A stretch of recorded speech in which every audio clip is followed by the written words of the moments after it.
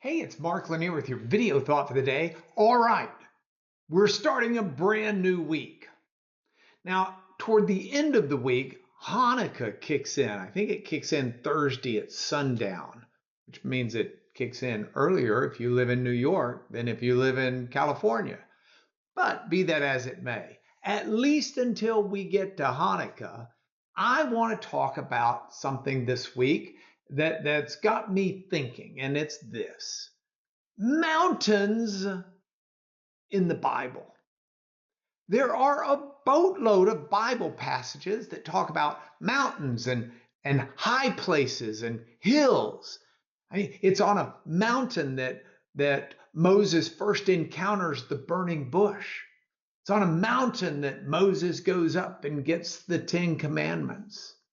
Mountains are used in reference to Psalms, and the prophets speak about things that happen on mountains and high places. Moses dies on Mount Nebo.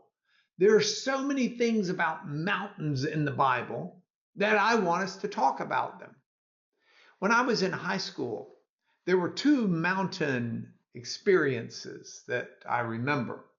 One was a book that I read by a woman named Hannah Hurnard. And the book was a metaphor for life. It was entitled Hind's, Hind apostrophe S, Hind's Feet on High Places. A hind being a deer. And I think that the passage came out of one of the Old Testament prophets. It came out of Habakkuk chapter 3, where it says that God, the Lord, is my strength. He makes my feet like the deer's. He makes me tread upon the high places.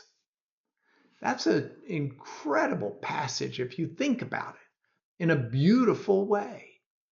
God is setting about making you and I where we can be as sure-footed as a deer on these high places. Now, high places in the Bible can be a couple of different things. Sometimes it can refer to a mountaintop experience, like where we just feel like we're on top of the world.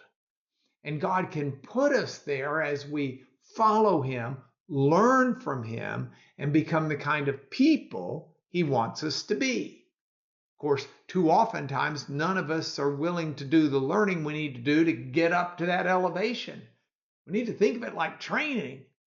You can't climb up a mountain as sure-footed as a deer if you're carrying a bunch of excess baggage that you need to drop off. So God is at work in us to train us to live with mountaintop experiences. There are, however, some passages in the Bible that speak of the mountains as being a place that can be fearful or can be frightening. It can be a place where sometimes you run for refuge because you're trying to escape. King David was always hiding in the caves in the mountains.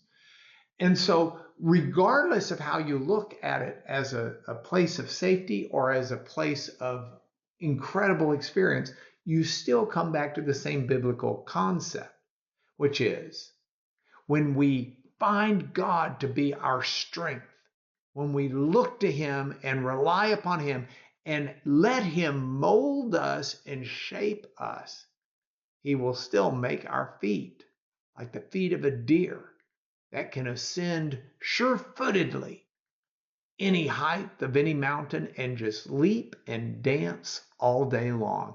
I want to be that deer. I think you may want to as well. So let's give God who we are today and let him mold us into a better version of that. And that's your video thought for the day.